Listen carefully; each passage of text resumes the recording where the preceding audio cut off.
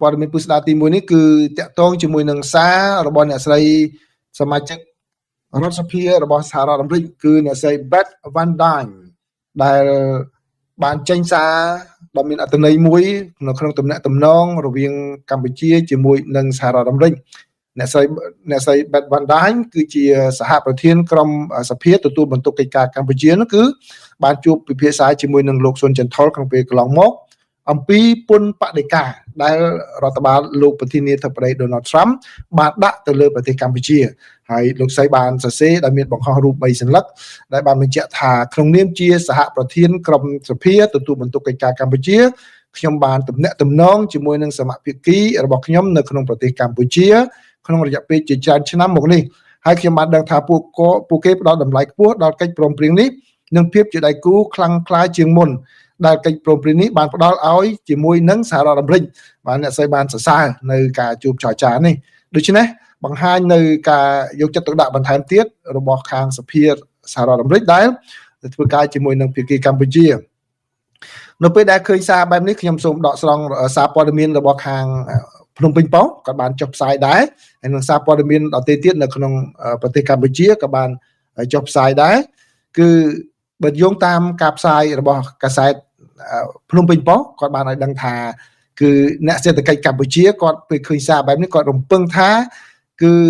ទំនាក់ទំនងល្អរវាងកម្ពុជានិងសហរដ្ឋអាមេរិកនេះគឺជាសេចក្តីសង្ឃឹមមួយដែលអាចអនុញ្ញាតឲ្យកម្ពុជាទទួលបានលទ្ធផលវិជ្ជមានបន្ថែមទៀតអំពីដំណើរការចរចាបញ្ចុះអត្រាពន្ធបដិការសម្រាប់ការនាំទំនិញពីកម្ពុជាទៅសហរដ្ឋអាមេរិកនេះគឺជាការមួយដែលសារព័ត៌មានភ្នំពេញប៉ុស្តិ៍គាត់បានដកស្រង់ហើយអ្នកដែលបាននិយាយនៅក្នុងនោះគឺលោកឡាវវិចិត្រដែលជាអ្នកសេដ្ឋកិច្ចមួយរូបផងដែរ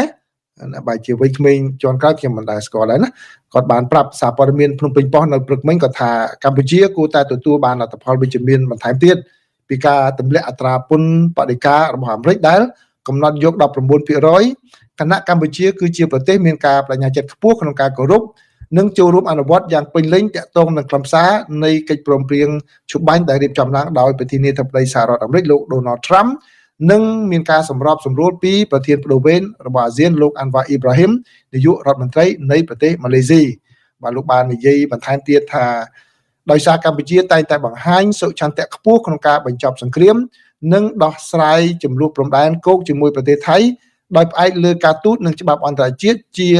ជាងដោះស្រាយតាមរយៈកម្លាំងប្រដាប់អាវុធដូច្នេះកម្ពុជាគួរតែទទួលបានផលវិជ្ជមានពីការចរចាលើអត្រាពន្ធបដិការបន្ថែមទៀតបាទលោកបាននិយាយច្រើនដោយការចរចានោះគឺមានជាមួយនឹងខាងលោកស៊ុនចន្ទថុលលោកស៊ុនចន្ទថុលដែលជាអ្នកដឹកនាំក្រុមចរចាក្នុងពេលកន្លងមកនេះគឺដើម្បីធ្វើយ៉ាងណាឲ្យមានទំនាក់ទំនងពាណិជ្ជកម្មបន្ថែមទៀតផងក្រៅពីការចរចាពន្ធបដិការហ្នឹងគឺធ្វើយ៉ាងណាឲ្យទាញក្រុមហ៊ុនរបស់សហរដ្ឋអាមេរិកឲ្យមកធ្វើការ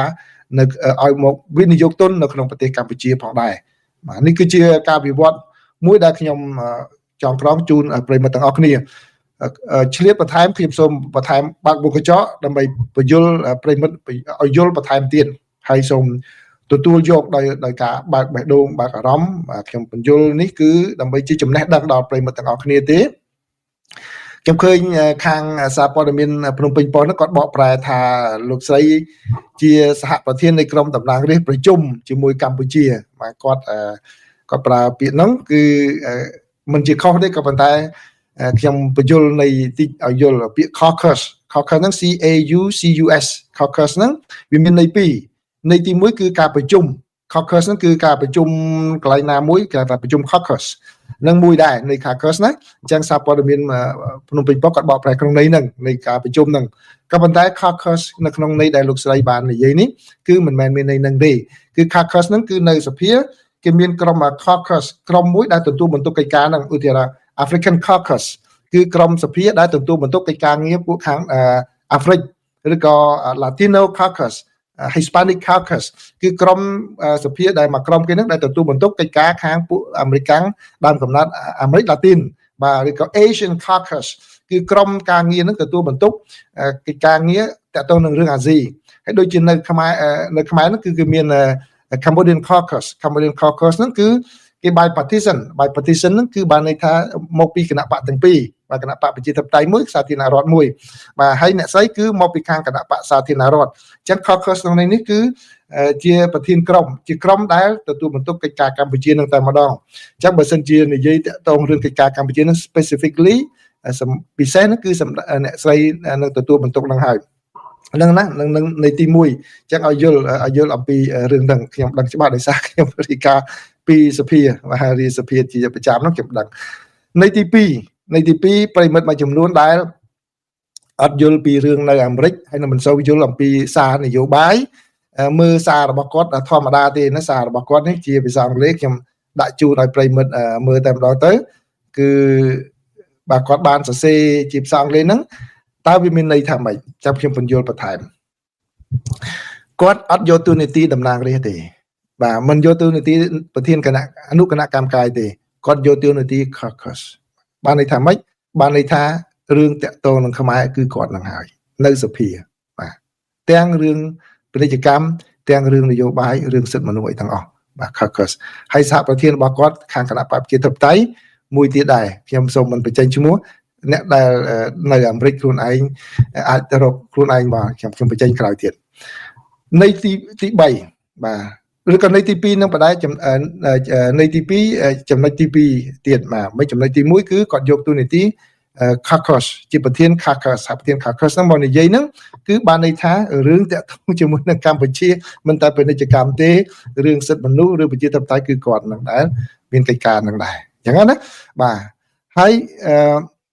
នៃមួយទៀតគឺក្នុងពេលកន្លងមកប្រធាន caucus ដែលនៅសភាហ្នឹងគឺលោក Steve Chabot គណៈបកសាធារណរដ្ឋ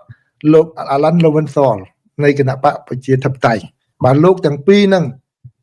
very negative about Cambodia បាទគាត់គឺមិនថា negative ហ្នឹងគឺនិយាយហ្នឹងដូចជាចង់ counter ចាស់បាទជ្រុលបន្តិចនិយាយចេះវិញគាត់មានការតឹងរ៉ឹងអំពីបញ្ហាសិទ្ធិមនុស្សនៅប្រទេសកម្ពុជានៅប្រជាធិបតេយ្យនៅប្រទេសកម្ពុជាណាបាទទាំងលោក Alan Lowenthal ទាំងលោក Steve Chabot បាទខាងគណៈបកសាធារណរដ្ឋហ្នឹងគឺនិយាយពេលណាក៏គាត់លើកឡើងពីរឿងបញ្ហាប្រជាធិបតេយ្យណាខ្ញុំធ្លាប់សម្ភាសគាត់ច្រើនដងបាទលោក Steve Chabot ហ្នឹងបាទមានអនុស្សាវរីយ៍ជួយចត់នឹងផ្អែមល្ហែមជាមួយខ្ញុំដែរពីព្រោះខ្ញុំធ្លាប់ណាត់គាត់សម្ភាសហើយខ្ញុំចេញទៅចាប់មកខ្ញុំចេញទៅអត់ឃើញប្រូគាត់ឆ្លើយមកវិញ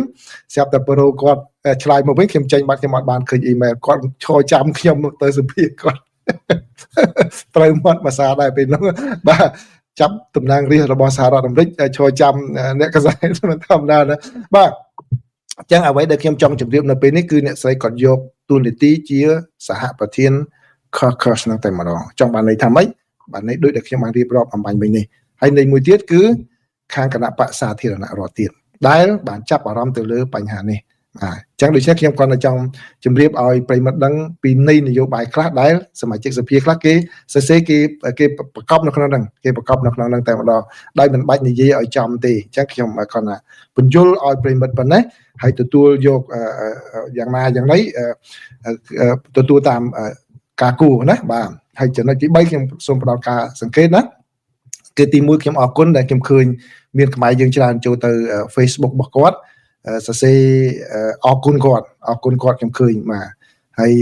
ក៏ខ្ញុំសូមរំលឹកទៅដល់ប្រិយមិត្តមួយចំនួនដែលសរសេរមិនល្អផងដែរណាកុំទម្លាប់សរសេរអញ្ចឹងបាទខ្ញុំដូចនិយាយខ្ញុំការភាសារដ្ឋអាមេរិកផងដែរកុំទម្លាប់សរសេរដោយពាក្យអត់មានសុជីវធម៌អ្នកខ្លះសរសេររហូតដល់ហៅគាត់សិតយួនសិតអីហ្នឹងគឺអត់ល្អទេណាបាទហៅខ្ញុំយួនហៅឲ្យបានណាព្រោះខ្ញុំខ្មែរចេះ deal ខ្ញុំមិនក្បែរពួកខ្ញុំទោះបីខ្ញុំនៅអាមេរិកក៏ដោយខ្ញុំធ្វើការអាមេរិកក៏ដោយខាងខ្ញុំ deal ខ្ញុំយួន deal អីតាមចិត្តខ្ញុំអត់ខឹងទេប៉ុន្តែកុំទៅ deal សមាជិកសភាអាមេរិកសិតយួនអីនៅពេលដែលគាត់ទៅជួយប្រទេសខ្មែរណាបាទខ្ញុំសូមរំលឹកប៉ុណ្ណឹងធ្វើកិច្ចការអីក៏ដោយត្រូវមានភាពថ្លៃថ្នូរជាប្រជាពលរដ្ឋខ្មែរណាយើងជាប្រទេសមួយដែលមានអរិយធម៌នឹងចំណាស់នឹងយូរមកហើយថែមទាំងយូរជាងសហរដ្ឋអាមេរិកផងហើយយើងជាកូនចៅជំនាន់ក្រោយហ្នឹងត្រូវមានភាពថ្លៃថ្នូរក្នុងនោះផងណាខ្ញុំឃើញណាដោយដែលខ្ញុំបានជម្រាបប្រិយមិត្តចឹងសរសេរអីក៏គេដឹងដែរណាបាទអញ្ចឹងសូមអរគុណណាសូមបញ្ចប់រឿងនឹងប៉ុណ្ណឹងហើយនឹងចែករំលែកចំណេះដឹងប៉ុណ្ណឹងបាទអរគុណច្រើនហើយព័ត៌មានទី2បាទព័ត៌មានទី2នេះគឺ ជាសេចក្តីរីការបស់កាសែត The Nation ផងកាសែត Council ផងដែលបានចេញផ្សាយមកដែលបានចេញផ្សាយនេះគឺខ្ញុំមិនបានឃើញមានបដកម្មអីពីខាងកម្ពុជាទេគឺខាងកាសែតរបស់ខាងថៃចេញផ្សាយមកដូចជាខ្ញុំសូមសង្ខេបជូនបាទសង្ខេបជូនខ្លឹមសារសំខាន់ដែលកាសែតនេះបានចុះផ្សាយនោះគឺខាងកាសែតបាននិយាយនោះដោយយោងទៅលើប្រភពយោធារបស់ថៃទេណាយោធារបស់ថៃជាអ្នកចេញផ្សាយរបាយការណ៍នេះហើយដែលគាត់ថាជាការស៊ើបអង្កេតរបស់ខាង AOT នៅខាងពីគេថៃបាទប៉ុន្តែខាង AOT ក៏អត់មានឃើញចេញផ្សាយជាសាធារណៈឲ្យយើងដឹងទេមិនដឹងជាដោយចូលលើគោលការណ៍យ៉ាងម៉េចទេណាគឺខាងថៃគាត់អះអាងចឹងគឺពាក់ព័ន្ធជាមួយនឹងការផ្ទុះមីនកាលពីប្រហែលថ្ងៃមុននោះដែលធ្វើឲ្យរបួសទាហានរបស់ថៃ3នាក់ហើយនឹងដៃជើងម្នាក់អញ្ចឹងដូច្នេះបើតាមខាងពីគីថៃរីកាមកវិញទេថា AOT គាត់ថាមីនថ្មីមីនទៅដាក់ថ្មីដែលបានផ្ទុះហ្នឹងក៏ប៉ុន្តែអ្វីដែលយើងក៏សម្គាល់គឺគាត់មិនបានបញ្ជាក់ថាខាងណាជាអ្នកដាក់ទេសូម្បីតែថៃជាអ្នកចេញផ្សាយខ្លួនឯងក៏ដោយអ្នកដែលចោទហ្នឹងគឺថៃទេដែលថៃគាត់ថាគឺភាគីកម្ពុជាជាអ្នកដាក់ណាអញ្ចឹងណាក៏ប៉ុន្តែនៅក្នុងខ្លឹមសារហ្នឹងក៏បញ្ជាក់ដែរថាដាក់ហ្នឹងគឺអាចដាក់ពេលដែលប្រយុទ្ធគ្នាប៉ះទង្គិចតាមព្រំដែនប្រហែលថ្ងៃខែមុននោះណាបាទអញ្ចឹងដូច្នេះអ្វីដែលជាចំណុចសម្គាល់គឺទី1គឺខាងថៃគាត់អះអាងថា AOT គាត់រកឃើញថាមីនថ្មីអញ្ចឹងអត់មានអីប្លែកទេសូម្បីតែ Reuters ក៏គាត់និយាយក្នុងពេលកន្លងមកថាមីនថ្មីក៏ប៉ុន្តែមិនបញ្ជាក់ថាជាអ្នកណាជាអ្នកដាក់ទេខាង AOT ក៏អត់បញ្ជាក់ទេថៃទេជាអ្នកចោទថាកម្ពុជាជាអ្នកដាក់អញ្ចឹងណាបាទនឹងទី1ទី2គឺសូម្បីតែថៃខ្លួនឯងក៏បញ្ជាក់ថាមីននេះអាចដាក់នៅក្នុងពេលដែលប៉ះទង្គិចគ្នាក្នុងពេលកន្លងមកដែលប្រយុទ្ធគ្នាតាមព្រំដែនហ្នឹងបាទនៅក្បែរភូមិមួយនៅទីតាំងមួយក្បែរភ្នំទ្រាំប៉ុន្តែមិនបានបញ្ជាក់ថាមីននេះដាក់ក្រោយពីកិច្ចព្រមព្រៀងសន្តិភាពចូលជាធរមាននោះទេសូម្បីតែថៃខ្លួនឯងក៏បាននិយាយថាគឺផ្ទុះមីនហ្នឹងកាលពីមីនហ្នឹងអាចដាក់តាំងពីពេលប៉ះទង្គិចគ្នានឹងដែរបាទប៉ុន្តែខាងកម្ពុជាបានបដិសេធណាកម្ពុជាបានបដិសេធនេះគឺ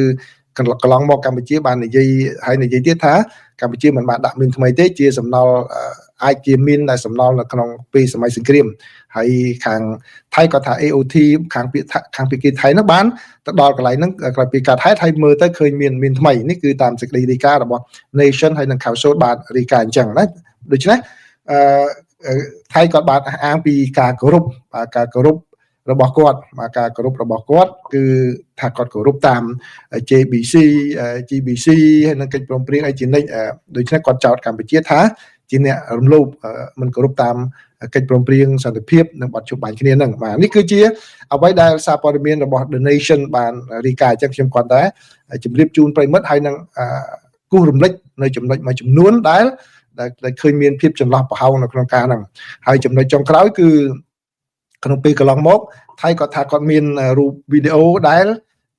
ពាក់ព័ន្ធជាមួយនឹងទាហានរបស់កម្ពុជាបានទៅដាក់មីនហ្នឹងបាទអ្វីដែលគាត់និយាយឲ្យសារព័ត៌មានគាត់ផ្សាយក្នុងពេលកន្លងមកនោះធ្វើឲ្យយើងយល់ទាំងខ្ញុំទាំងអ្នកដទៃទៀតហ្នឹងក៏យល់និយាយពីរូប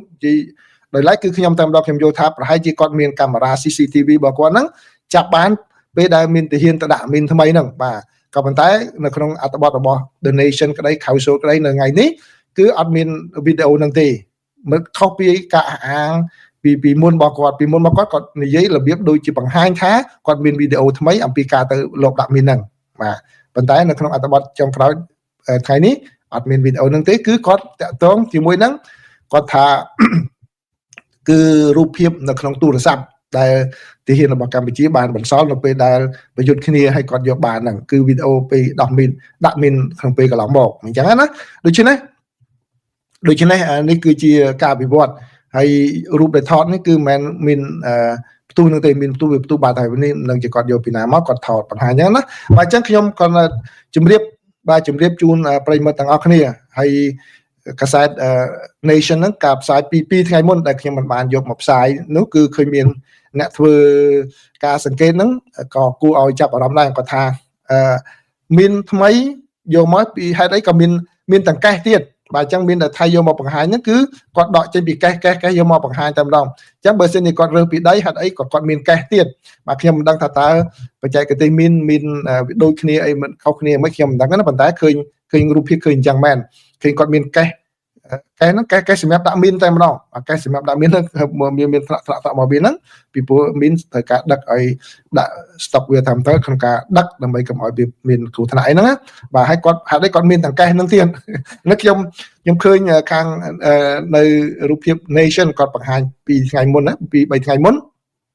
ហើយឃើញអ្នកនៅកម្ពុជាហ្នឹងគាត់ highlight កន្លែងហ្នឹងគាត់ថាចំមានគាត់រើសពីដីហេតុអ្វីបើជាគាត់មានទាំងកេះទៀតកេះហ្នឹងមិនមែនកេះឆ្នៃទេគឺកេះដាក់មីនតែម្ដងបាទនេះគ្រាន់តែជាអ្វីដែលខ្ញុំ highlight ជូនប្រិយមិត្តទាំងអស់គ្នាតាមការគួរបាទបាទអញ្ចឹងគឺមិញនឹងព័ត៌មានមិញមានអ្នកធ្វើ comment ក៏ថាប្រហែលជាពួកសៀមបន្លំសរសេរទេដឹងបងបាទអាចចឹងដែរខ្ញុំយល់ចឹងដែរបាទខ្ញុំយល់ចឹងដែរពីព្រោះខ្មែរយើងបើកាលណាបានអាមេរិកទៅជួយកម្ពុជាយើងខ្មែរយើងអណាបាទមករយៈនេះគឺមានប្រហែលជាពួកសៀមបាទពួកសៀមគាត់លួចប្រើ account បើក account ដាក់ឈ្មោះដូចខ្មែរអញ្ចឹងបាទគាត់ចូលមកសរសេរ comment ជាអីហ្នឹងបាទច្រើនអញ្ចឹងដូច្នេះអាចចឹងដែរអាចចឹងពួកសៀមចូលមក comment ជាអញ្ចឹងប៉ុន្តែបើសិនជាសៀមវាបន្លំជានឹងរឿងផ្សេងណាប៉ុន្តែខ្មែរយើងគួរតែមានអារម្មណ៍សប្បាយរីករាយទោះបីជាក្នុងករណីណាក៏ដោយបើសិនជាបានសភាអាមេរិកទៅជួយរឿងកម្ពុជាយើងគួរតែសប្បាយរីករាយកុំប្រើពាក្យអីមិនគួរសមអីបាទខ្ញុំគាត់ថាជូនយោបល់ប៉ុណ្ណឹងបាទអញ្ចឹងនេះជាព័ត៌មានទី2ឥឡូវនេះព័ត៌មានទី3គឺនៅក្នុងស្រុកនៅក្នុងខេត្តសង្ខឡានៅក្នុងខេត្តហាត់យ៉ៃឥឡូវនេះគឺអភិបាលខេត្តលោកបានបញ្ជាឲ្យប្រជាពលរដ្ឋជំនះចេញពីស្រុកនោះហើយដោយសារតែទឹកជំនន់ឡើងកាន់តែខ្លាំងតែម្ដងគឺខេត្តសង្ខឡានេះនៅខាងភាគខាងត្បូងនៃប្រទេសថៃណាទឹកឡើងខ្លាំងច្រើនណាស់គឺឡើងលោកអភិបាលខេត្តហើយនឹងក៏ដូចជាខាងយោធាជើងទឹករបស់តំបន់នោះបានបញ្ជាឲ្យប្រជាពលរដ្ឋចាក់ចេញនៅម៉ោង4រសៀលថ្ងៃច័ន្ទនេះគឺប្រហែលម៉ោងមុននេះណាគឺឥឡូវនេះម៉ោងនៅស្រុកកម្ពុជាជិតម៉ោងជិត10ហើយចាំបានន័យថាកាលពី6ម៉ោងមុនគឺថាឲ្យទៅចាក់ចេញតែម្ដងដោយសារតែបើយោងតាមនាយកដ្ឋានខាងទទួលបន្ទុកខាងការគ្រប់គ្រងគ្រោះមហន្តរាយនិងគ្រោះមហន្តរាយនោះបានបញ្ជាក់ឲ្យដឹងថាមកដល់ពាក់កណ្ដាលយប់នេះនៅក្នុងប្រទេសថៃគឺនៅក្នុងស្រុកហាត់យ៉ៃហ្នឹងគឺដោយសារតែភ្លៀងធ្លាក់ជាបន្តបន្ទាប់ដោយមិនឈប់នោះគឺអាចនឹងមកដល់ពេលពាក់កណ្ដាលយប់ហ្នឹងគឺឡើងបន្ថែមទៀតកន្លះម៉ែត្របន្ថែមទៀតហើយមកដល់ម៉ោង6ព្រឹកថ្ងៃអង្គារអាចនឹងឡើងទៅដល់ពី1ម៉ែត្រពីទឹករហូតដល់1ម៉ែត្រកន្លះឯណោះនៅក្នុងស្រុកហាត់យ៉ៃហ្នឹងដូច្នេះហើយគឺបានបញ្ជាឲ្យប្រជាពលរដ្ឋចាក់ចេញជាបន្ទាន់ជាវៀងគ្រោះថ្នាក់ដោយសារតែនៅក្នុងតំបន់ភាគច្រើននៃស្រុកហាត់យ៉ៃហ្នឹងគឺកន្លែងខ្លះមានទឹកចំនួននឹងកម្ពស់កន្លះម៉ែត្រកន្លះទៀតរហូតដល់កន្លែងខ្លះទៀតរហូតដល់2ម៉ែត្រកន្លះឯណោះ2ម៉ែត្រកន្លះឯណោះគឺបាននៅបច្ចុប្បន្ននេះគឺ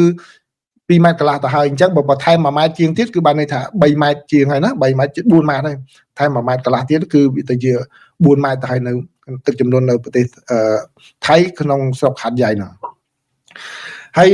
បើតាមសេចក្តីរាយការណ៍គឺឲ្យដឹងថានៅស្រុកហ្នឹងគឺមានប្រជាពលរដ្ឋប្រមាណជា40,000 នាក់អញ្ចឹងគ្រាន់តែស្រុកមួយគឺមានអ្នកផលប៉ះពាល់ប្រហែលជា40,000 នាក់ក្នុងរង្វង់ប៉ុណ្ណឹងហើយដែលត្រូវជំនះចេញអញ្ចឹងថៃក៏ត្រូវរ៉ាប់រងច្រើនដែរណាហើយនៅក្នុងការវិវត្តមួយទៀតគឺខាងរាជាយៈស្ម័យយានរបស់ថៃគាត់បានប្រកាសនៅថ្ងៃច័ន្ទនេះគឺផ្អាកដំណើរការរថភ្លើងសេវារថភ្លើងនឹងចំនួន12ខ្សែដែលបម្រើការនៅក្នុងតំបន់ហ្នឹង